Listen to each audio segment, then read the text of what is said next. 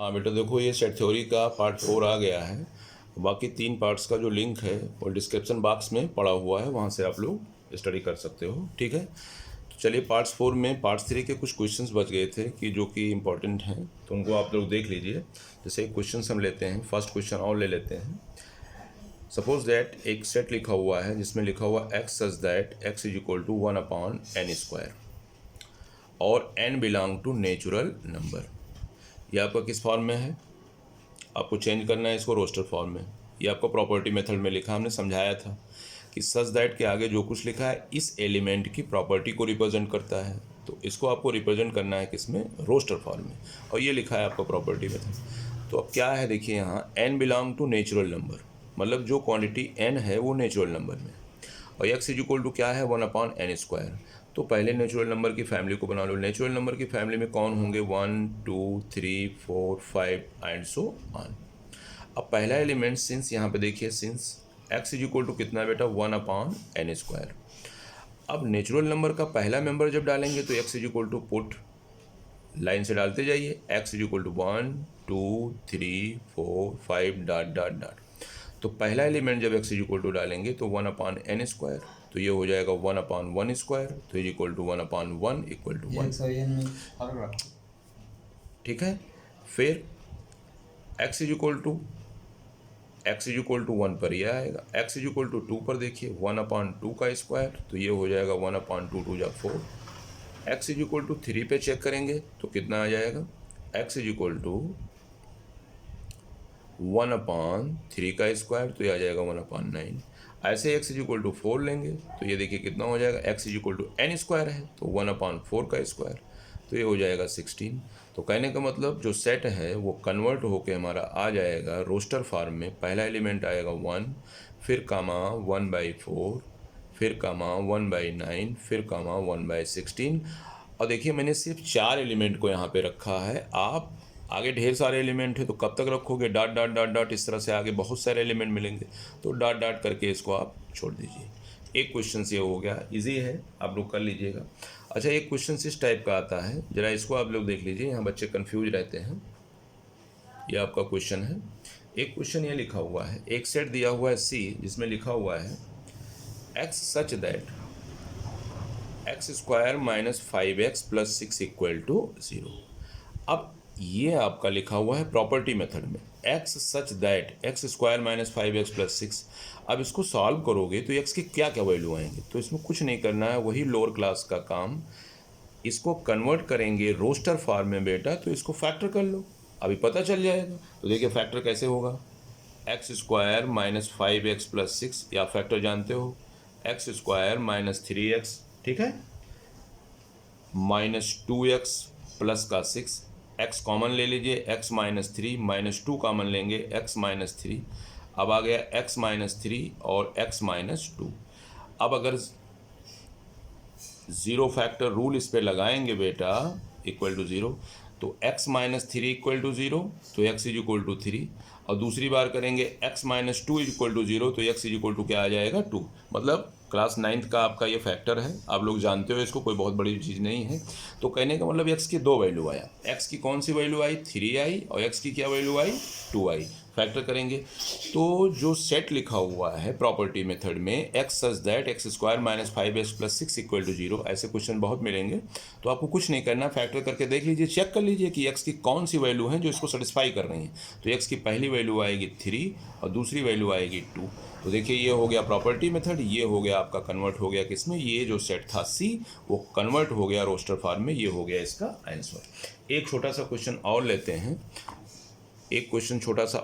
हैं, ये सेट दिया हुआ है x such that x belong to natural number. ये सेट दिया हुआ है x such that x belong to natural number, and आगे लिखा हुआ है मल्टीपल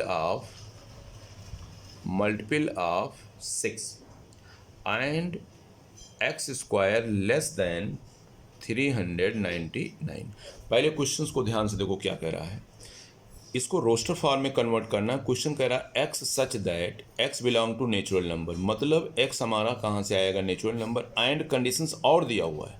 हमने बताया था कि सच दैट के आगे जो लिखा है वो इस x की प्रॉपर्टी, ये पूरा जो क्वांटिटी है ये यहाँ से यहाँ तक ये x की प्रॉपर्टी को बता रहा है, ठीक है, x की प्रॉपर्टी को बता रहा है।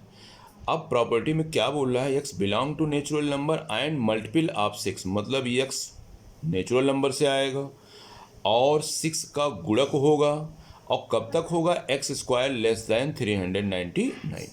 अब आप पहले ध्यान से देखो, n की वैल्यू हमारा नेचुरल नंबर का सेट हमको पता है 1 2 3 4 5 6 डॉट डॉट डॉट होता है।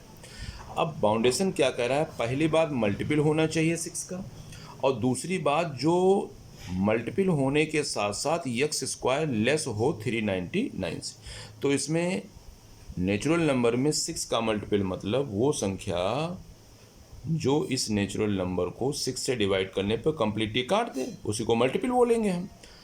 तो पहली संख्या होगी 6, दूसरी संख्या होगी आपकी 12, तीसरी संख्या होगी 8। अब देखिए 6 है, इसमें 7 है, आगे 7 8 9 10 11 12 सब मिलेंगे, तो मैं मान लेता हूँ कि 12 आगे मिलेगा, 18 मिलेगा। तो ये 3 संख्या हमने निकाला। अब क्यों इसको मैंने 18 के बाद और भी आगे मिलेंगे, उनको हम नहीं ले सकते हैं। अब इसमें मैंने 8 नहीं लिया, 8 ले लेंगे तो 6 का मल्टीपल नहीं होगा। हम इसमें 15 नहीं ले सकते हैं क्योंकि वो 6 का मल्टीपल नहीं होगा। हम इसमें 24 भी ले सकते थे, अब कहोगे सर 24 नहीं लिए, 24 मान लीजिए अब ले लो, तो 24 लेंगे तो 6 का मल्टीपल तो है, but x square less than 399, ये भी कंडीशन ध्यान में। अब देखो मैं चेक करके दिखा रहा हूँ। पहला एलिमेंट लीजिए 6 स्क्वायर लेस दैन 399, तो 6 स्क्वायर क्या हो गया 36 लेस दैन 399, पहला कंडीशन वेरीफाई, इसका मतलब 6 हमारे काम का है। अगले दिन देखिए 12 लेते हैं, मान लीजिए 6 का मल्टीपल भी है और इसका स्क्वायर करने पे 399 से छोटा होना चाहिए, तो 12 स्क्वायर करते हैं लेस दैन 399, ये 12 का स्क्वायर हो जाएगा 144 लेस दैन 399, 144 छोटा है 399 से। अगले दिन आएगा 18, अब आप ध्यान से देखिएगा 18 का स्क्वायर करेंगे तो वो 399 से छोटा होगा। लेकिन अगर आपने गलती से, तो इसका मतलब क्या हो गया कि ये 3 एलिमेंट हमारे काम के हैं। अगर 24 मैं ले लेता हूँ और 24 का स्क्वायर करता हूँ तो 24 से होता है 576। अब बताओ क्या बेटा 576 399 से छोटा है? नहीं, इसका मतलब ये गलत हो गया। तो पहला एलिमेंट हमारा 6 होगा, दूसरा 12 होगा, तीसरा 18 होगा। ये सारे बंदे नेचुरल नंबर के हैं, एक बात।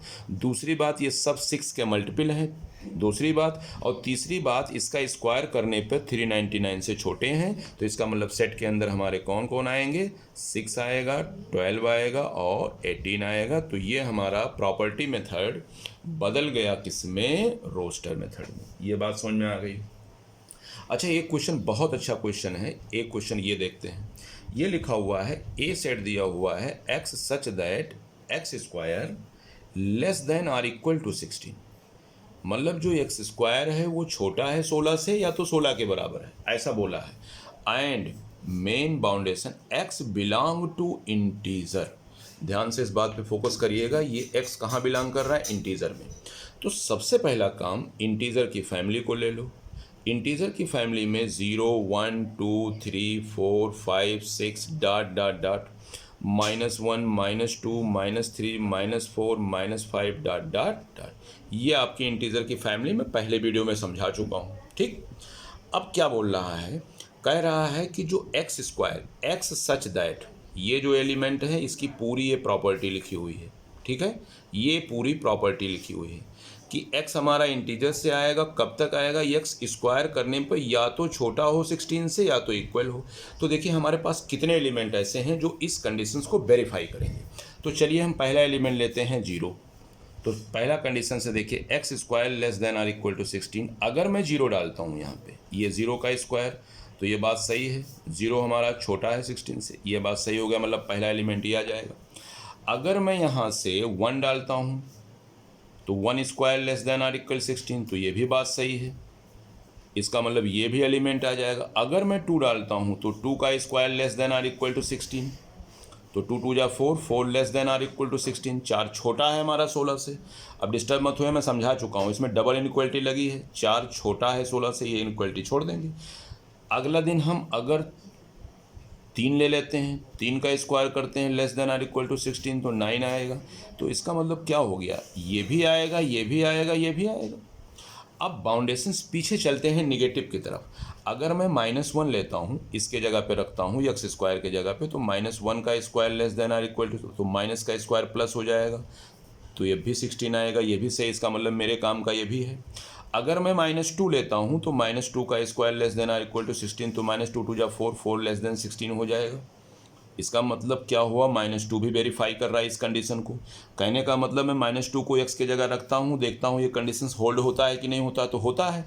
तो कहने का मतलब ये भी आएगा, ये भी आएगा, ये भी आएगा। तो मेरे काम के कितने लोग हैं, यहाँ से लेके ये सारे लोग, ये सारे लोग, इतने लोग हमारे ऐसे हैं जो x square less than or equal to 16, मतलब इसको इनमें से किसी को यहाँ आप रखोगे एक्स के जगह पे, किसी को आप रखोगे तो इस कंडीशंस को होल्ड करेंगे। तो जो दिया गया हमारा प्रॉपर्टी मेथड में सेट है, उसको कन्वर्ट करेंगे तो निकल के आएगा क्या, 4 3 2 1 0 -1 -2 -3 -4। क्यों आया ये, क्योंकि दिए गए ये इंटीजर है और इंटीजर के साथ साथ इस कंडीशंस का पालन करते हैं, मतलब x square less than or equal to 60। तो कहने का मतलब ये कन्वर्ट होने के बाद जो सेट आएगा एज इक्वल टू आएगा -4 -3 -2 -1 0 1 2 3 और 4। ये सारे एलिमेंट इंटीजर हैं, इंटीजर में बहुत से नंबर होते हैं, लेकिन इसको ही क्यों लिया गया, इसको इसलिए लिया गया क्योंकि ये सारे element x square less then और इक्वल टू 16। क्लियर, ये बात क्लियर हो गई। नेक्स्ट, ऐसे ही छोटे छोटे क्वेश्चंस हैं, तो आप लोग इस क्वेश्चंस को कर लीजिएगा। बाकी बुक में भी जब आप लॉकडाउन के बाद बुक खरीदेंगे तो वहाँ से भी कुछ क्वेश्चंस मिलेंगे, तो उनको भी आप कर लीजिएगा, ठीक है। तो इस टाइप के क्वेश्चंस हो गए, और अब चलते हैं कुछ नए टॉपिक के बारे में बात करते हैं। सेट्स में नई टॉपिक के बारे में बात करते हैं। सेट्स में अगली टॉपिक होती है बेटा, ये तो था बेसिक। अब इसके बाद सेट की अगली टॉपिक शुरू होती है, kinds of set. Kinds of sets, समुच्चयों के प्रकार। अगला टॉपिक है समुच्चयों के प्रकार। राइटिंग ना पढ़ पाइएगा तो मेरी आवाज़ से लिख लीजिएगा, समुच्चयों के प्रकार, ठीक है। अब समुच्चय में कितने प्रकार के समुच्चय होते हैं, देखिए। पहला जो सेट का, अब आप सीखने जा रहे हो काइंड्स ऑफ सेट। अभी तक सेट आपने सीखा, अब सेट का काइंड सीखना है, सेट के टाइप्स को सीखना है, कितने टाइप्स के हमारे सेट होते हैं। पहला सेट की बात करते हैं, इसको बोलते हैं हम रिक्त समुच्चय, रिक्त या शून्य समुच्चय, रिक्त या शून्य समुच्चय। ये अंग्रेजी में इसको बोलते हैं इम्पटी और नल और wide set, wide, VOID, wide set. देखो मैंने हिंदी अंग्रेजी में दोनों लिख दिया, मैं डिफिनेशंस भी दोनों मीडियम्स के बच्चे इसको पढ़ेंगे। रिक्त या शून्य समुच्चय, इम्पटी बोल सकते हो, नल बोल सकते हो, वाइड सेट बोल सकते हो। तीनों में से किसी भी नाम से इसको आप पुकार सकते हो, ठीक है, किसी भी नाम को यूज़ कर सकते हो। तो चलिए इसका डिफिनेशंस लिखते हैं। पहले इंग्लिश में लिखता हूँ, a set which does not contain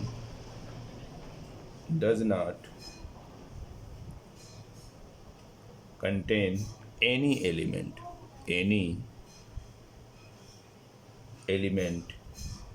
is called null set and denoted by phi और करली ब्रैकेट। ये था इंग्लिश का डिफिनेशंस। अभी मैं डिफिनेशन लिख दूं फिर समझाता हूँ। हिंदी में ऐसा समुच्चय जिसमें कोई भी अवयव ना हो, कोई भी अवयव ना हो, उसे हम रिक्त समुच्चय कहते हैं, रिक्त समुच्चय कहते हैं। इसे हम इसे हम फाई इसको फाई बोलते हो, या कर्ली ब्रैकेट मझला कोष्ठक या कर्ली ब्रैकेट द्वारा निरूपित करते हैं। ये थे दोनों मीडियम्स के लिए definitions. A set which does not contain any element is called null set and denoted by phi. एक ऐसा समुच्चय जिसमें कोई भी अवयव ना हो।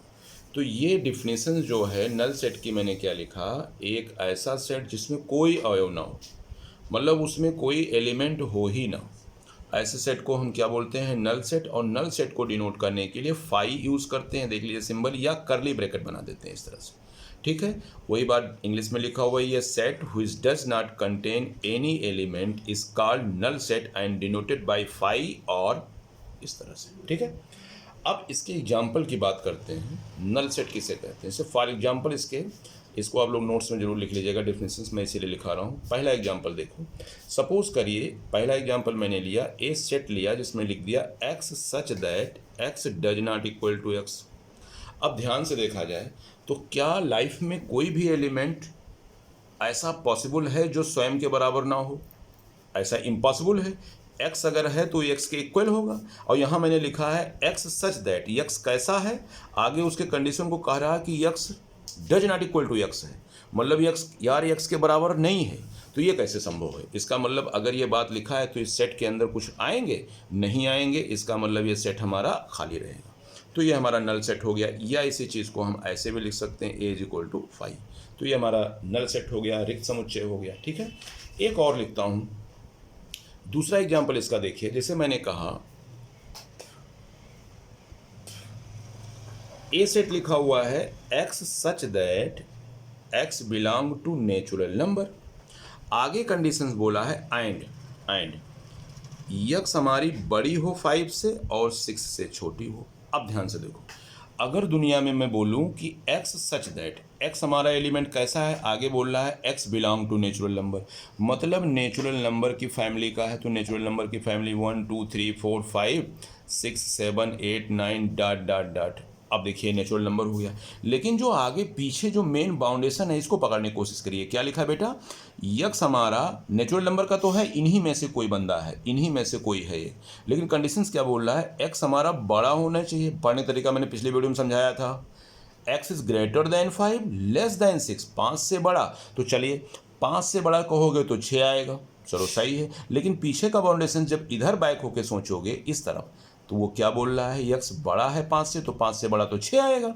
बट पीछे से जब जाओगे तो क्या लिखा, एक्स लेस देन 6, 6 से छोटा, तो 5 से बड़ा 6 से छोटा, तो बीच में कुछ दिखा नहीं, दिखा यहाँ पे ना, क्या है, कुछ है यहाँ पे नहीं है। इसका मतलब इस सेट के अंदर कोई एलिमेंट नहीं आएगा, तो नल सेट हो जाएगा। नल सेट का सिंबल मैंने समझा दिया है, क्लियर। तो मेन बाउंडेशंस के अकॉर्डिंग ऐसे बोलेगा ये कैसा सेट है, तो ये आपका नल सेट हो जाएगा। एक क्वेश्चन और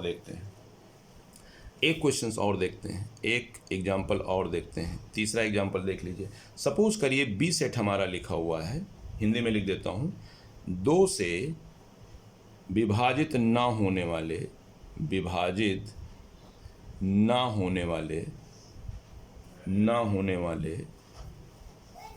सभी सम संख्याएं। अब क्या तुम ही लोग बताओ, दुनिया में कोई ऐसी सम संख्या है जो 2 से विभाजित ना हो? तो इसका मतलब दुनिया में कोई भी ऐसी संख्या नहीं है, सम संख्या, जो 2 से विभाजित ना हो। और वो कह क्या रहा है, ये जो सेट लिखा है 2 से विभाजित ना होने वाले सभी सम संख्याएं। तो ऐसा कोई संख्या सम होगा कि जो 2 से ना कटे? ऐसा इम्पॉसिबल है। तो बी जो सेट होगा वो हमारा 5 हो जाएगा। चाहे आप ऐसे लिखो या इसी चीज़ को आप ऐसे भी लिख सकते हो, ये इस तरह से कर्ली ब्रैकेट, ठीक है भाई। जितनी भी दुनिया में सम संख्याएं हैं वो हर हाल में 2 से कटेंगी। और वो बोल क्या रहा है, 2 से विभाजित ना होने वाले, divisible by does not divisible by 2 even number. तो ऐसा इवन नंबर कहीं मिलेगा ही नहीं, तो इसका मतलब ये क्या हो जाएगा, हमारा 5 हो जाएगा। अच्छा एक क्वेश्चन और देखो, एक सी सेट और लिखा हुआ है। अब ये सब नल सेट का डिफिनेशन, सॉरी एग्जाम्पल बता रहा हूँ। जैसे लिखा हुआ x such that x belong to natural number, and क्या बोल रहा है, नेचुरल नंबर है लेकिन एक्स हमारा बड़ा है 0 से और 1 से छोटा। तो बताओ, पहले बात नेचुरल नंबर फैमिली की बात कर रहा है। और नेचुरल नंबर की फैमिली में जीरो आता ही नहीं। जीरो तो हमारा होल नंबर में आता है, पीछे डिफिनेशन में देखिएगा लिखाया गया है। और वो मान लीजिए बोल भी रहा है कि x is greater than zero less than one, zero से बड़ा एक से छोटा दुनिया में कोई नंबर मिलेगा नहीं मिलेगा। इसका मतलब सी घर हमारा क्या रहेगा, खाली रहेगा, इसके अंदर कोई भी एलिमेंट नहीं एंट्री करेगा। ठीक है। अच्छा एक क्वेश्चन और देखते हैं, एक एग्जाम्पल और देखते हैं। मान लीजिए डी सेट हमने ले लिया, उसमें लिखा हुआ है x such that x is a man living on the moon, living on the moon। तो आप लोगों को बात समझ में आ गई। क्या दुनिया में कोई ऐसा व्यक्ति होगा जो चांद पे रहता है? ऑक्सीजन है ही नहीं तो कैसे रहेगा भाई? तो ना दुनिया में कोई ऐसा आदमी होगा कि जो चांद पे रहे। तो जब नहीं होगा आदमी तो क्या होगा, डी सेट हमारा क्या हो जाएगा, एम्प्टी हो जाएगा, खाली हो जाएगा। चाहे आप ऐसे लिखो या इसी चीज़ को कहीं कहीं ऐसे भी दिखाते हैं। ठीक, क्लियर। एक क्वेश्चन और लेते हैं। जैसे आपसे कह दिया जाए, बाय द वे मान लीजिए आपसे ये कहा जाए, एक क्वेश्चन मैं और लेता हूँ, एक सेट और देखते हैं। मान लीजिए के सेट है हमारा, के सेट में लिखा है हॉर्सेस विद हॉर्न, हॉर्सेस, इस सब एग्जाम्पल आप लोग नोट कर लीजिएगा, हॉर्सेस विद हॉर्न। ये थोड़ा व्यवहारिक एग्जाम्पल मैंने जानबूझ के लिया है क्योंकि थोड़ा इंटरेस्ट आ जाए। हॉर्सेस विद हॉर्न मतलब दुनिया में वो घोड़ा जिसके सींग हो, दुनिया में वो घोड़ा जिसके सींग हो। कोई ऐसा हॉर्स होगा जिसके सींग होती है? आप लोगों ने देखा हो तो मुझे बता देना, मैंने तो नहीं देखा, इसलिए मैं इसको फाई कर देता हूँ। ना मेरा घोड़ा आएगा सींग वाला, ना इसके अंदर कोई घोड़ा बैठेगा। तो इसका मतलब कोई भी ऐसा लाइफ में घोड़ा नहीं मिल सकता है पृथ्वी पर जिसके सींग हो। तो यहाँ मैंने लिखा हॉर्सेस विद हॉर्न, मतलब ऐसा घोड़ा मुझे लेना जिसके सींग हो। तो जब घोड़ा के पास सींग होगा तब तो आएगा घोड़ा मेरा इस सेट के अंदर। तो जब इसका मतलब क्या हो गया, ये हमारा के सेट एम्प्टी सेट हो जाएगा। क्लियर, खाली हो जाएगा, नल सेट हो जाएगा। एक और ले लेते हैं। जैसे सपोज करिए मैंने कहा एक एग्जाम्पल और, लास्ट एग्जाम्पल है नल सेट का, क्योंकि यही सब आपको करना है। मान लीजिए ए सेट लिखा हुआ है बेटा x such that x square is equal to 9 and 3x + 7 equal to 0। ध्यान से बात को सुनिए, ये आपका कह रहा है क्या ये सेट इम्पटी है? तो चेक करिए, कह रहा है x square is equal to 9 and 3x + 7 equal to 0 है। तो पहले मैं चेक करूंगा कि x square is equal to, अगर मैं 9 लेता हूं तो x की दो वैल्यू निकलेगी, 9 का रूट लेंगे तो x इज इक्वल टू क्या आ जाएगा बेटा, +-3। क्लियर, ये बात समझ में आ गई। अब देखिए अगर x की वैल्यू 2 निकल के आई, इसका मतलब x की वैल्यू एक 3 आई और x की वैल्यू एक -3 आई। क्या ये दोनों वैल्यू यहाँ रखने पर 0 आती है? चेक करते हैं। x इज इक्वल टू अगर 3 लेंगे तो क्या हो जाएगा, 3x + 7 इक्वल टू 0 देखते हैं आता है।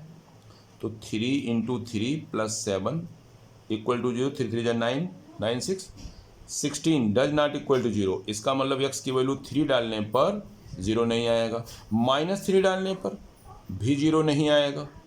3 डालो या -3 डालो, किसी भी कंडीशंस में 0 नहीं आएगा। तो क्या मतलब हो गया कि जो लिखा गया है x such that x square + 9 and 3x + 7, मतलब जो वैल्यू x की यहाँ से निकालो उसको यहाँ पे डालो, डालने के बाद अगर ये सेटिस्फाई हो जा रहा है तो कोई एलिमेंट मिला। तो कोई भी x का, अरे x के दो ही वैल्यू आए, 3 आए और -3, और 3 और -3 को बेटा अगर यहाँ 3 रखोगे तो 16 आएगा, -3 रखोगे तो -2 आ जाएगा। तो इसका मतलब 0 किसी भी कंडीशन में नहीं आएगा। तो ये सेट क्या हो जाएगा, इम्पटी हो जाएगा। तो आप ए सेट को क्या लिख लोगे, फाई, ये इम्पटी सेट हो जाएगा। क्लियर। तो ये था सारे नल सेट। तो नल सेट मैंने आपको समझाया, नल सेट के काफ़ी एग्जाम्पल लिए, आपके बुक्स में भी कई एग्जाम्पल मिलेंगे। आपको ऐसे देखना है कि कौन सा नल सेट है। तो एक ऐसा सेट जिसके अंदर कोई भी एलिमेंट ना हो, इसके अंदर कोई एलिमेंट नहीं है, ठीक, तो ये आपका नल सेट हो गया। क्लियर हो गई। अच्छा कभी कभी बच्चा कंफ्यूज रहता है तो मैं नोट में इसको दे देता हूँ। नल सेट मतलब ये नहीं, जैसे नोट में इसको लिख लीजिए, जैसे अभी अगला सेशन मैंने बाय द वे मैंने कह दिया इस तरह से, ये नल सेट नहीं है कि 0 आ गया सर वो नल सेट, नो। अभी ये अगले टॉपिक में आएगा, इसको सिंगलटन सेट बोलेंगे। तो 0 मतलब नल सेट का मतलब कोई भी एलिमेंट इसके अंदर ना हो, ठीक। अब चलते हैं अगला देखते हैं। अगला आप आ जाइए एकल समुच्चय बेटा। नेक्स्ट आता है एकल समुच्चय। एकल समुच्चय, एकल समुच्चय इसको बोलते हैं सिंगलटन सेट। क्या बोलते हैं इसको? सिंगलटन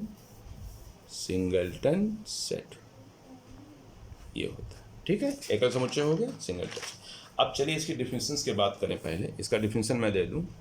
ए सेट containing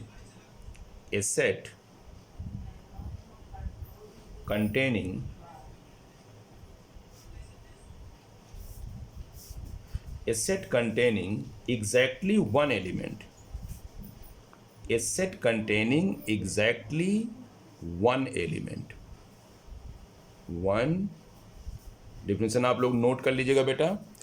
ए set containing exactly one element, ये ध्यान में रखिएगा, one element is called singleton set. ये हो गई इंग्लिश वाले बच्चों के लिए डिफिनेशंस। हिंदी वाले बच्चे भी लिख सकते हैं, वो समुच्चय जिसमें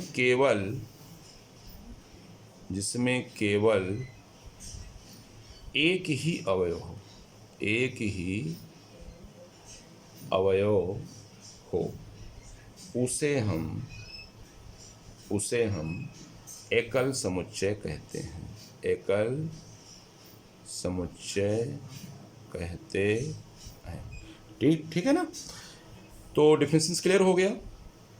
एक ऐसा सेट जिसके अंदर सिर्फ एक एलिमेंट हो, only one element, A set containing exactly one element is called singleton set. तो अब इसके एग्जाम्पल को देखते हैं तो और बेहतर आपको समझ में आएगा। फॉर एग्जाम्पल बेटा ले लीजिए, चलो सपोज करिए ए सेट हमने ले लिया, इसमें कितने एलिमेंट? अरे एक ही एलिमेंट है तो काउंट करके देखो। ऐसे मान लीजिए मैंने बी सेट ले लिया, ये भी आपका एकल सेट है, अभी पीछे मैंने डिस्कस किया था। ऐसा नहीं कि ज़ीरो है, ज़ीरो मतलब वो एक एलिमेंट है, इसको एकल सेट बोलेंगे, सिंगलटन सेट बोलेंगे।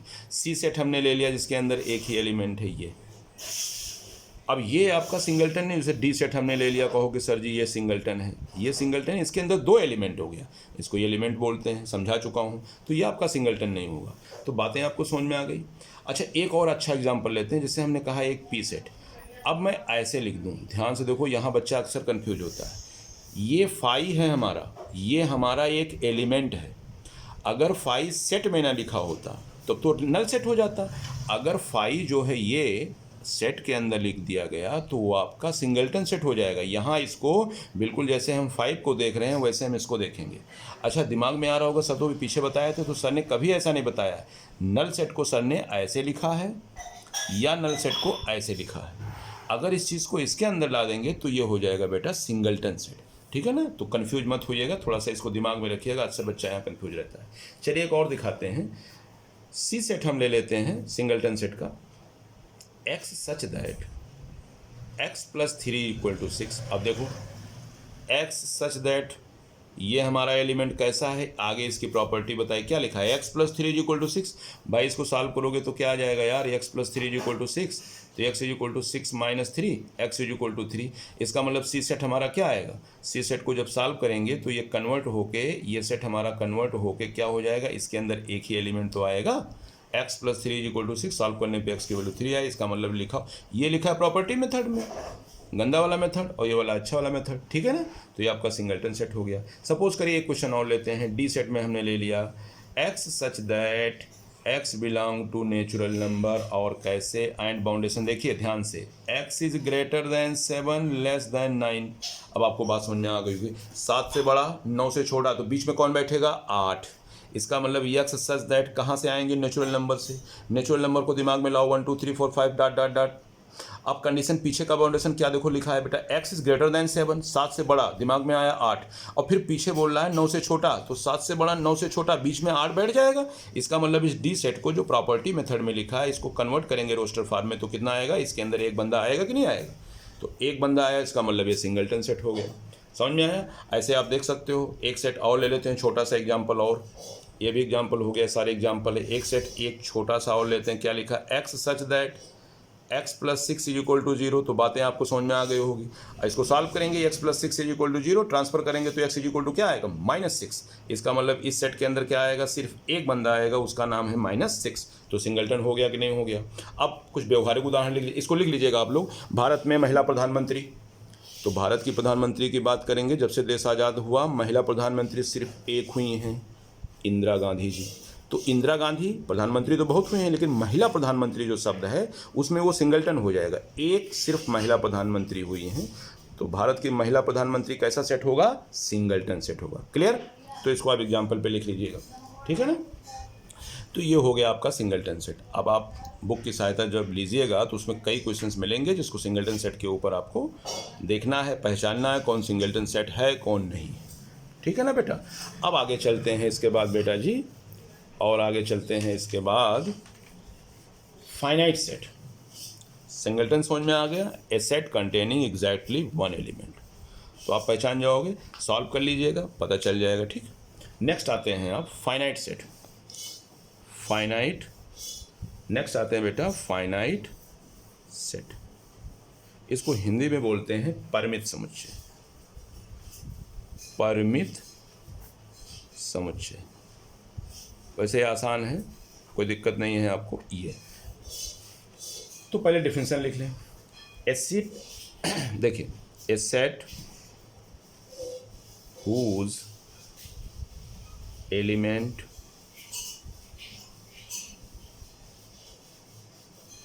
a set whose element can be calculated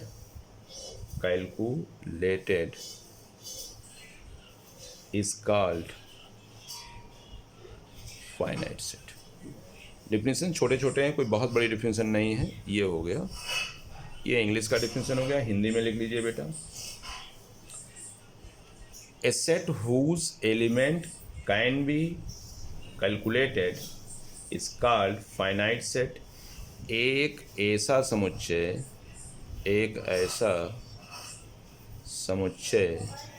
जिसके अवयवों की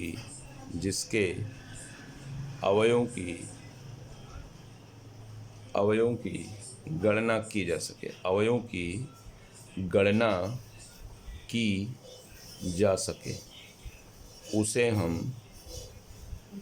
उसे हम परिमित समुच्चय कहते हैं। राइटिंग ना समझ पाइएगा तो आवाज़ से डिफिनेशन लिख लीजिएगा, आवाज़ क्लियर होगी। हम परिमित समुच्चय कहते हैं। तो छोटी सी डिफिनेशन है, क्या कहा इसने, ध्यान से देखो। A set whose element can be calculated is called finite set. एक ऐसा समुच्चय जिसके अवयवों की गणना हम कर ले जाएं, मतलब ऐसे भी बोल सकते हो every countable set is called finite set. मतलब दुनिया में ऐसा सेट मिले जिसको हम काउंट कर लें, उसके एलिमेंट को काउंट कर लें कितने लोग हैं। जैसे फॉर एग्जांपल मैं दिखाता हूँ, ए सेट हमने लिया, 2 ले लिया, 4 ले लिया, 6 ले लिया, 8 ले लिया, 10 ले लिया। तो मैं इसको यार काउंट करने बोलोगे तो कहोगे सर 1 2 3 4 5 एलिमेंट है, काउंटेबल है। तो काउंटेबल है तो फाइनाइट सेट हो गया।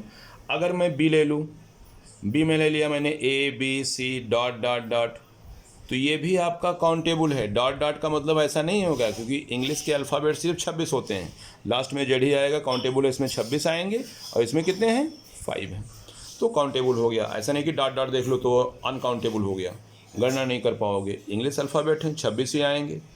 अब ऐसा सेट जिसके एलिमेंट को हम काउंट कर ले जाएँ, मतलब काउंटिंग में हमको पता चल जाए कि कितने लोग हैं, तो उसको क्या बोलोगे आप, फाइनाइट सेट बोलोगे, ठीक है ना। अब नेक्स्ट इसका आता है इनफाइनाइट। सिंपल सा छोटा सा डिफिनेशन था मतलब एक ऐसा सेट जिसके एलिमेंट को हम काउंट कर ले जाए, और जब एलिमेंट को काउंट कर ले जाओगे तो आपका काउंटेबल हो जाएगा, और काउंटेबल हो जाएगा तो वो आपका फाइनाइट सेट हो जाएगा। अब आता है इनफाइनाइट सेट। इनफाइनाइट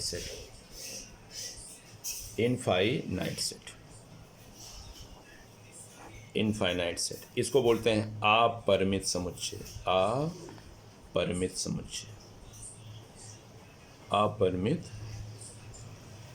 समुच्चय, ठीक है, अपरिमित समुच्चय।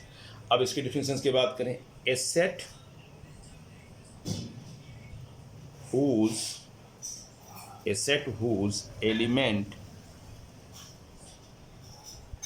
cannot calculated is called infinite set। infinite एक ऐसा समुच्चय जिसके अवयवों की, एक ऐसा समुच्चय जिसके अवयव की, अवयव मतलब एलिमेंट, जिसके अवयवों की गणना ना की जा सके, ना की जा सके, उसे हम अपरिमित समुच्चय कहते हैं, अपरिमित समुच्चय कहते हैं। छोटी छोटी डिफिनेशन है, बातें आपको समझ में आ गई, आप लोग भी समझा सकते हो किसी को। सिंपल सी बात, ऐसा सेट ले लो जिसको काउंट ही ना कर पाओ। अब जैसे मैं तुमको कहती हूँ कि नेचुरल नंबर का सेट, ये आपका इनफाइनाइट सेट है, 1 2 3 4 5 डॉट डॉट डॉट, कहाँ तक काउंट करोगे? बोलोगे सर 2 ट्रिलियन 3 ट्रिलियन 10 खरब 20 खरब, तो 20 खरब के आगे भी तो होगा, तो ये काउंट नहीं हो सकता है।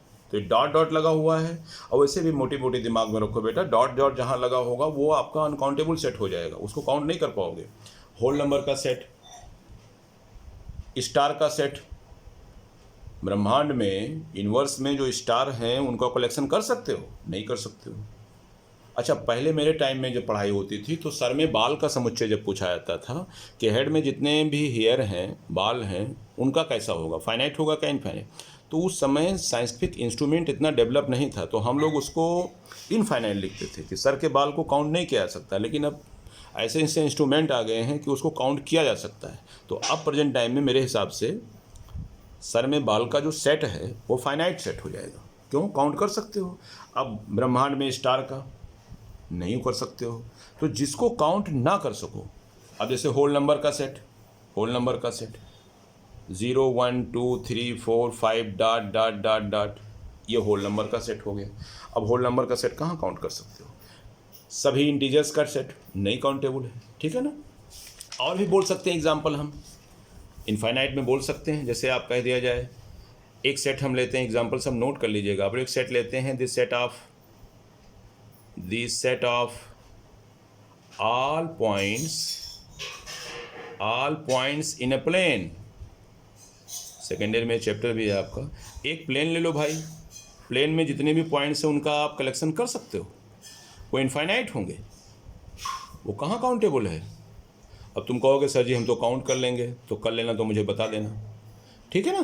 तो ऐसे में दिखाया इतना है, बहुत से बनेंगे। तो ये this set of all points in a plane, किसी भी प्लेन में पॉइंट्स का जो कलेक्शन होता है वो इनफाइनाइट सेट होता है। अच्छा, एक और होता है सी क्या होता है? This set of concentric circle, the set of, ये सब सीबीएसई का है, क्वेश्चन हैं जो मैं बता रहा हूँ। This set of concentric circle, concentric, this set of concentric circle. अब कंसेंट्रिक सर्किल क्या होता है? एक सर्किल, सेंटर यहाँ, फिर एक, फिर एक, फिर एक, फिर एक। तो कंसेंट्रिक सर्किल को काउंटेबल नहीं कर सकते हो, पता नहीं कितने होंगे, ऐसे ऐसे अभी दिख रहा है यहाँ पे 4, ऐसा नहीं होता है, आप घुमाते चले जाओगे कंसेंट्रिक सर्किल हो जाएगा, ठीक है ना ये बात। तो काउंट कर ले जाओ, वो आपका फाइनाइट सेट, जिसके एलिमेंट को काउंट कर ले जाओ वो फाइनाइट सेट, जिसके एलिमेंट को हम काउंट ना कर पाएँ वो आपका इनफाइनाइट सेट। सीधी सी बात, 2 लाइन का डिफरेंस है, इतना मैंने समझा दिया है, क्लियर हो गया। अब एक आता है कार्डिनल नंबर। कार्डिनल नंबर, एक छोटा सा डिफिनेशन और देखिए। कार्डिनल नंबर कोई डिफिनेशन नहीं है, इसको बोलते हैं समुच्चय की गणन संख्या। हिंदी में भी लिख दूं, छोटा सा एक नोट है ये, समुच्चय की गणन संख्या। गणन संख्या ये क्या होता है यार? दुनिया में जैसे एक सेट लिया हमने, लिखा 2 4 6 8, 2 4 6 है। अब काउंट करो इसमें कितने लोग हैं, 1 2 3 4। तो इसको लिखने का तरीका है नंबर ऑफ ए। ध्यान से देखो, जो सेट यहाँ रहेगा उसको एन लगा देंगे, number of A equal to 1 2 3 and 4, ये हो जाएगा इसका कार्डिनल नंबर। इसको बोलते हैं कार्डिनल नंबर। ये आगे ज़रूरत पड़ेगी जब मैं वेन डायग्राम पढ़ाऊँगा तब। जैसे मान लीजिए 20 सेट ले लिया, इसमें ले लिया बेटा A B C D E F, तो क्या हो जाएगा 1 2 3 4 5 6। इसका cardinal number, number of B equal to क्या लिखेंगे 6, जो सेट रहेगा वो लिखेंगे number of B equal to 6। Count कर लीजिए इसमें कितने लोग हैं, ठीक है ना। तो ये हो जाएगा आपका। ऐसे सी लिख लें, वाबेल, वाबेल, तो वाबेल आपको पता है ना 5 ही होते हैं, तो नंबर ऑफ सी कितना आएगा 5, AEIOU, ठीक है ना। तो ये जो मैंने लिखा नंबर ऑफ सी, इसको बोलते हैं कार्डिनल नंबर, इसको बोलते हैं कार्डिनल नंबर। लिखने का थोड़ा स्टाइलिश तरीका है, नंबर ऑफ बी जो सेट रहेगा, नंबर ऑफ बी पढ़ने का तरीका सुन लीजिए, number of B is equal to 6। 6 क्या है, इसके एलिमेंट, इनको एलिमेंट बोलते हैं, जो ये लिखा हुआ है इनको एलिमेंट बोलते हैं। अब वावेल लिखा, वावेल में कितने एलिमेंट होंगे, ए होगा, ई होगा, आई होगा, ओ होगा, यू होगा, तो देखो आप 5 ही तो होंगे, 1 2 3 4 5, कामा लगा लीजिएगा यार, मैं भूल जाता हूँ, ये हो गया, ठीक है ना। तो कार्डिनल नंबर कैसे लिखा जाता है ये लास्ट में है, फिर बाद में काम आएगा, थोड़ा सा छोटा सा डेफिनेशन था, इसको आप लोग ध्यान से देखिए। क्लियर। अब एक डेफिनेशन और बचता है बेटा, तो उसको मैं नेक्स्ट वीडियो में बता दूंगा, ठीक है। ओके।